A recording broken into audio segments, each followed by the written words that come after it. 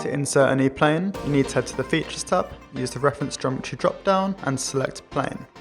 Planes need to be defined using up to 3 references, such as faces, edges and vertices. There are a multitude of ways in which you can use references to create planes. In this case, we are selecting a planar face, creating a plane offset from this face. We also have the option to flip the offset and create a series of equidistant planes. Creating planes is very useful if you want to create geometry in a location that does not already have a face or plane to sketch on. Selecting a planar face along with an edge or axis allows you to create an angled plane. Selecting 3 vertices will create a plane that runs through all 3 of these vertices.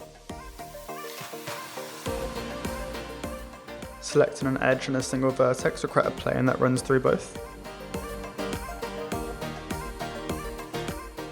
Parallel planes are similar to offset distance planes, the only difference being that instead of specifying a distance, we are selecting a vertex for the plane to run through.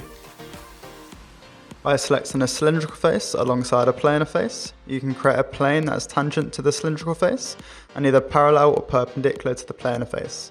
You can also specify an angle. You can also create a plane that's parallel to the screen by selecting a vertex. You can update this at any time by rotating the view and hitting Update Plane. To create a plane perpendicular at a point, all you need to do is select a sketch line or an edge, and the endpoint corresponding with that sketch line or edge. Finally, you can also create planes within a 3D sketch. This uses the same plane wizard as before. The plane becomes active once it's been made so that you can sketch on it. You can then double click to deactivate and reactivate the plane. If you're finding that all these new planes are clogging up your graphics area, you can then hide them in the heads up toolbar.